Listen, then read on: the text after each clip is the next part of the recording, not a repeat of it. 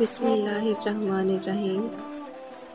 حضرت ابو ہریرہ رضی اللہ تعالی عنہ سے روایت ہے، رسول اللہ صلی اللہ علیہ وآلہ وسلم ایک دن ہمارے درمیان تشریف فرما تھے کہ اچانک ایک آدمی پیدل چلتا ہوا آیا اور حاضر ہو کر عرض کرنے لگا، اللہ کے رسول، ایمان کیا ہے؟ آپ صلی اللہ علیہ وآلہ وسلم نے فرمایا، ایمان یہ ہے کہ تم اللہ پر، اس کے فرشتوں پر، اس کے رسولوں پر، اللہ کی ملاقات پر اور قیامت کے دن پر ایمان لاؤ۔ انہوں نے پوچھا، یا رسول اللہ، اسلام کیا ہے؟ نبی کریم صلی اللہ علیہ وآلہ وسلم نے فرمایا کہ اسلام یہ ہے کہ تنہا اللہ کی عبادت کرو اور کسی کو اس کا شریک نہ ٹھہراؤ، نماز قائم کرو اور فرض زکوٰۃ ادا کرو اور رمضان کے روزے رکھو۔ انہوں نے پوچھا، یا رسول اللہ، احسان کیا ہے؟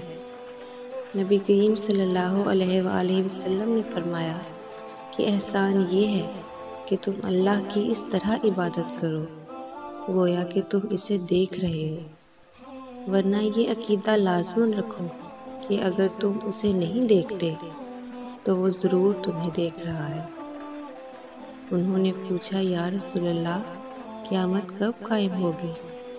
نبی کریم صلی اللہ علیہ وآلہ وسلم نے فرمایا کہ جس سے پوچھا جا رہا ہے خود وہ سائل سے زیادہ اس کے واقع ہونے کے متعلق نہیں جانتا، البتہ میں تمہیں اس کی چند نشانیاں بتاتا ہوں۔ جب عورت ایسی اولاد جنے جو اس کے آقا بن جائیں تو یہ قیامت کی نشانی ہے۔ جب ننگے پاؤں ننگے جسم والے لوگ لوگوں پر حاکم ہو جائیں تو یہ قیامت کی نشانی ہے۔ قیامت بھی ان 5 چیزوں میں سے ہے جسے اللہ کے سوا اور کوئی نہیں جانتا۔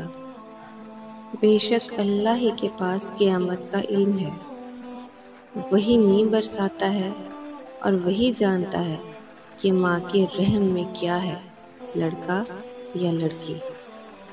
پھر وہ صاحب اٹھ کر چلے گئے تو نبی کریم صلی اللہ علیہ وآلہ وسلم نے فرمایا کہ انہیں میرے پاس واپس بلا لاؤ۔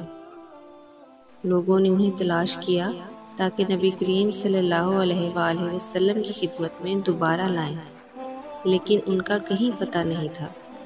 پھر آپ صلی اللہ علیہ وآلہ وسلم نے فرمایا کہ یہ صاحب جبرائیل تھے، انسانی صورت میں لوگوں کو دین کی باتیں سکھانے آئے تھے۔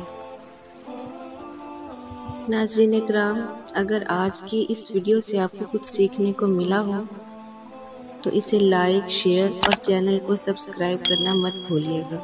جزاک اللہ۔